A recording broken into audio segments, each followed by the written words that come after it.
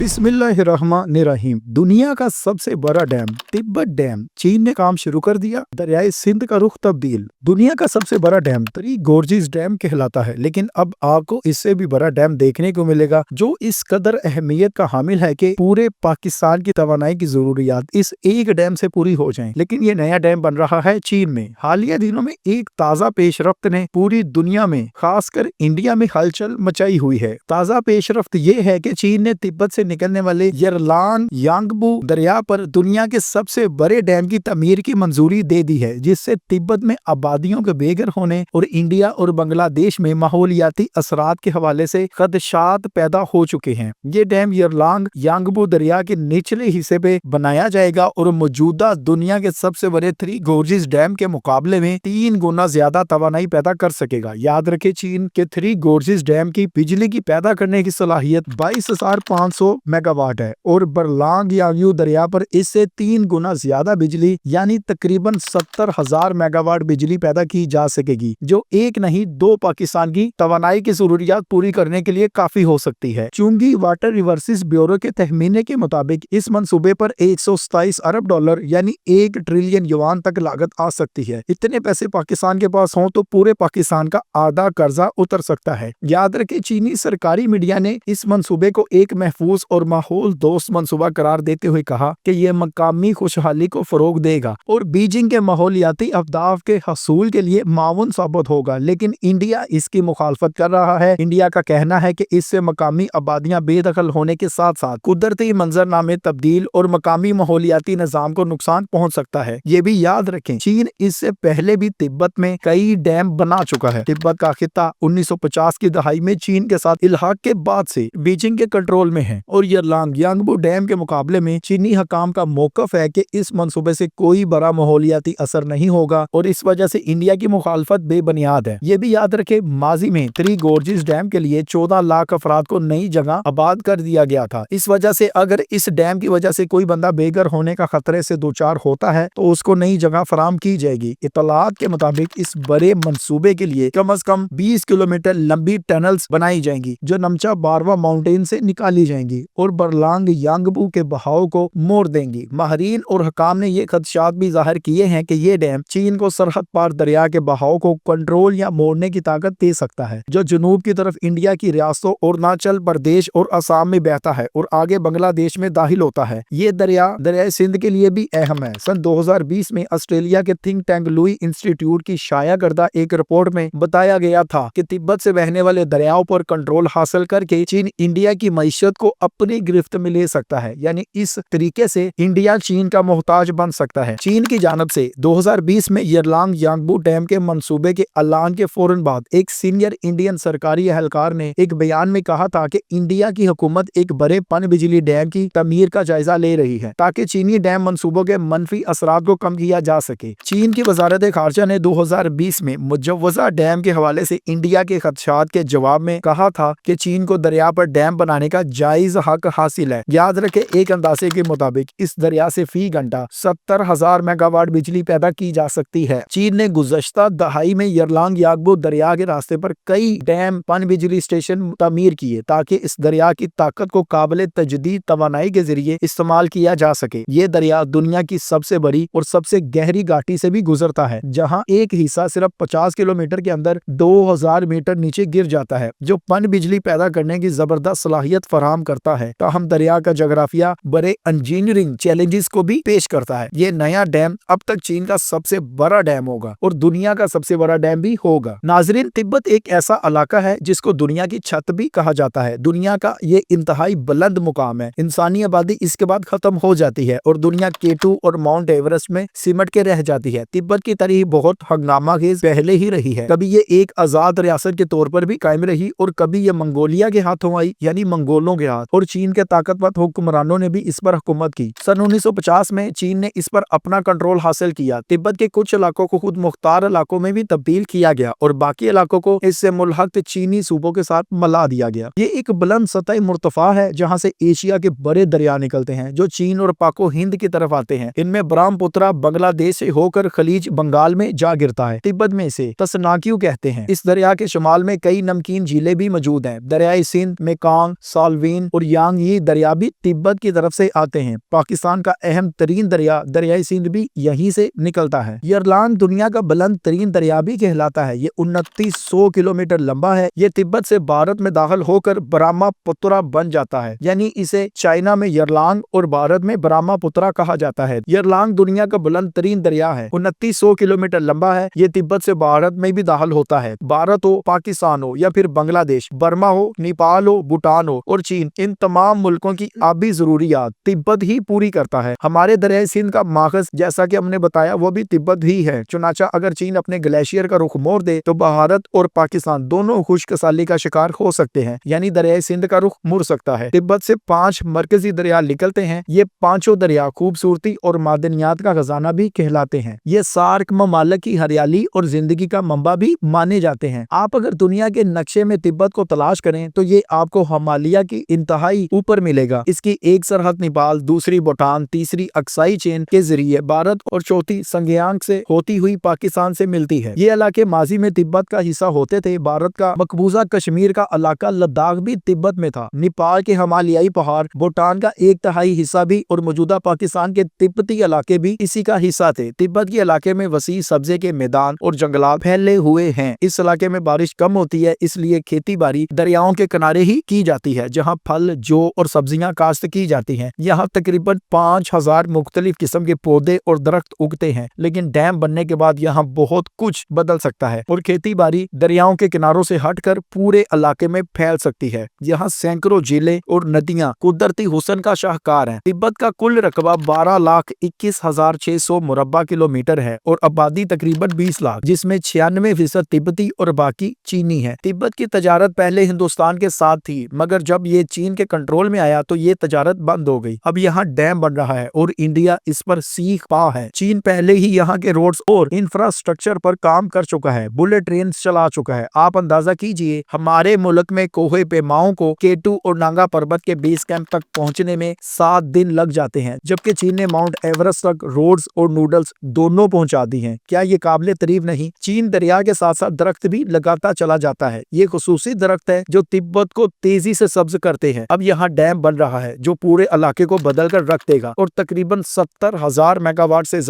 बिजली जनरेट करने लगेगा। इतनी तो पूरे पाकिस्तान की डिमांड नहीं, इतनी बिजली में पाकिस्तान की 2 दफा डिमांड पूरी हो जाए। नाजरीन, ये चीन है जो इतना बड़ा डैम बना रहा है और इतने बड़े डैम से बहुत कुछ बदल सकता है। दरियाई सिंध पर भी काफी डैम बने और काफी डैम बन रहे हैं। ये डैम ही हैं जो आपको काबिले तजदीद और ऐसी तवानाई फराम करती हैं जिसका कोई नुकसान नहीं, माहौल को नुकसान नहीं पहुंचाते। लेकिन चूंकि इंडिया का इन्हसार इसके बाद चीन पर ज्यादा बढ़ जाएगा, इसी वजह से इंडिया ज्यादा सीख पा है। आप इस दरिया के बारे में, चीन के बारे में, इस मंसूबे के बारे में, तिब्बत डैम के बारे में जो भी राय रखते हैं या आपका इन मंसूबों के बारे में कोई सवाल है तो आप कमेंट में पूछ सकते हैं। इसके अलावा हमारे चैनल को सब्सक्राइब जरूर करें, बेल आइकन पर भी क्लिक करें ताकि आपको हमारी आने वाली हर अमेजिंग वीडियो बर वक्त मिल सके। बाकी अगली वीडियो तक के लिए खुदा हाफिज।